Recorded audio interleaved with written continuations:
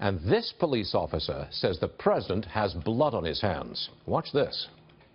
Those police-involved shootings, make no mistake, are what absolutely has triggered this rash of senseless murders of law enforcement officers across this country. It is reprehensible. And the President of the United States has blood on his hands, and it will not be able to come washed off. Well, that officer, Detective Steve Loomis, is joining us now. Detective, that was a very strong statement, very strong indeed. Why did you say it? Because we believe it. I believe that very strongly. The false narrative that the president's buying into and validating from Black Lives Matter and the Black Panther movement and everything else regarding law enforcement in this country is absolutely reprehensible. You know, we expect that type of rhetoric from activists, from anarchists, from communists seeking to destroy our way of life here. And we do not expect it from the President of the United States or the governor of Minnesota, who said very clearly less than an hour after the police-involved shooting in Minnesota that if that gentleman in that car was a white man, he wouldn't have been shot. That is absolutely as offensive as it could possibly be. That guy should be run out of town on a rail. Have you ever seen an occasion like this, an atmosphere like this, in your time on the police force? Have you ever seen anything like this before? No, sir. 23 years I haven't seen this. You know, while the false narrative is out there because people that scream the loudest seem to get the squeaky wheel is in effect there.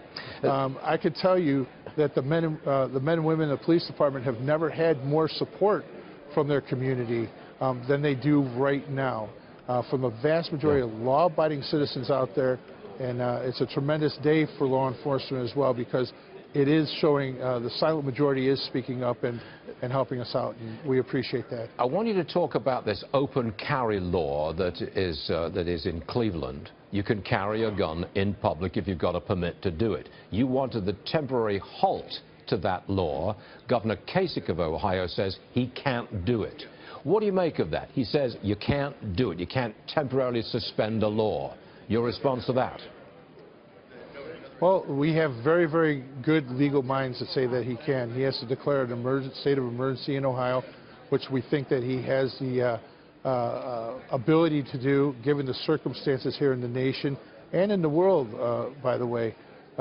With that paired up with the size of this event, the magnitude of this event, and that police officers are being executed across the country, we think that he can declare a state of emergency, and if he does do that, then he can temporarily suspend the open carry laws here for 4 days. That's all we're asking for. It's just common sense. Your police officers on the street are going to be confronted by Black Lives Matter activists. They're going to get right up into your officers' faces with a very, very strong sort of anti-police statements right in their faces. You're going to have a hard time controlling your guys. No, you know, we know what their game is. We know they want us to draw us into a confrontation. We are professional police officers across this country, not just here in the city of Cleveland, and we're not going to play into their game. We're not going to allow them to draw us into that quagmire and that false narrative that they desperately need to justify their existence. We're not going to do it. Detective Loomis, I want to thank you on behalf of myself and all of our viewers, I'm sure. Thank you very much for the safety you provide for all of us and the job that you do. We appreciate it, sir. Thank you. Thank you very much, sir. Yes, sir. Check that big board. Let's get to your money, shall we? If you woke up